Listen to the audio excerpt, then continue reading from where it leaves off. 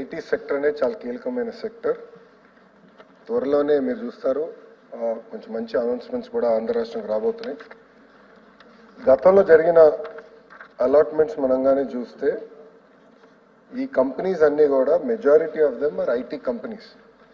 మనం కూడా ఆలోచించేది ఏంటంటే పెద్ద ఎత్తున ఐటీ కంపెనీస్ని ప్రోత్సహించాలి.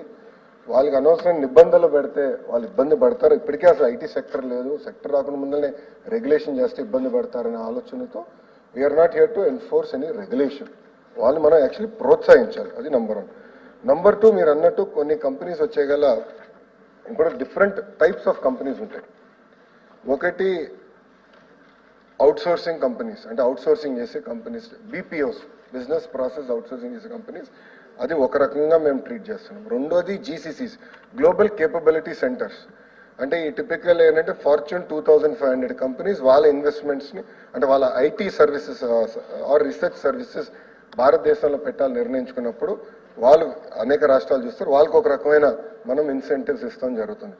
మూడోది వచ్చేగల భారతదేశంలో ఉన్న కంపెనీలు, అంటే పెద్ద పెద్ద కంపెనీలు, టీసీఎస్ అయి ఉండొచ్చు, కాండ్యూంట్ అయి ఉండొచ్చు, విప్రో, ఇన్ఫోసిస్, డెలాయిట్, ఇలాంటి సంస్థలకి వచ్చేగల వాళ్ళకి ఒక రకమైన కేటాయింపులు చేస్తున్నాం. ఇంకో పక్కనకి వచ్చేగల డెవలపర్స్ ఉన్నారు.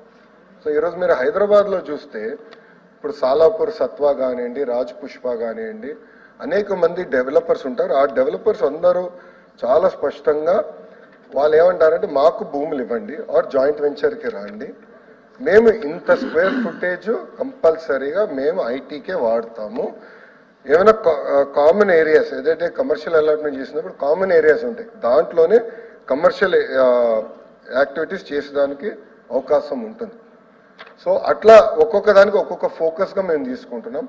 టాప్ 100 డెవలపర్స్ ఇండియాతో మాడుతున్నాం, టాప్ 100 ఐటీ కంపెనీస్తో మాడుతున్నాం, టాప్ 100 బీపీఓ కంపెనీస్తో మాడుతున్నాం, ఫార్చ్యూన్ 2500 కంపెనీస్తో వాళ్ళు జీసీసీ తీసుకొచ్చేదానికి మాడుతున్నాం. అంతేకాకుండా జీసీసీకి వచ్చేగల అధ్యక్ష డైరెక్ట్గా కంపెనీస్ కూడా డెవలప్ చేయరు. So there are companies, specific companies ఎవరైతే GCC capability centre X company కోసం వాళ్ళు తయారు చేసి వాళ్ళు తిరిగి ఆ కంపెనీకి అమ్ముతారు ఆ GCC. So X company GCC భారతదేశంలో పెట్టాలంటే నేరుగా మేము పెట్టేదానికి ఇబ్బంది ఉంటుంది, మాకు లోకల్ అర్థం అవ్వదు, లోకల్ ఎట్లా రిక్రూట్మెంట్ చేయాలి అన్నీ అర్థం అవ్వదు. సో మీరు సెంటర్ తయారు చేయండి, తయారు చేసిన 2-3 సంవత్సరాల్లో మీ దగ్గర నుంచి సెంటర్ మేము టేక్ ఓవర్ చేస్తాం. It's commercial transaction. అది కూడా మేము ఎట్లా చేయాలనే దానిపైన కూడా మేము డిస్కస్ చేస్తున్నాం జీసీసీ ఇండస్ట్రీస్తో. సో కాంప్రహెన్సివ్గా తీసుకుంటాం జరుగుతుంది.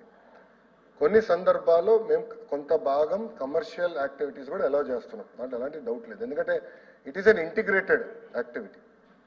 వాళ్ళకి ఫుడ్ కోర్ట్స్ ఉంటాయి, బేసిక్ రీటైలింగ్ యాక్టివిటీస్ ఉంటుంది. సో అవన్నీ కూడా మేము ఎనేబుల్ చేసేదానికి కొన్ని యాక్టివిటీస్ అయితే పర్మిట్ చేస్తాం జరుగుతుంది.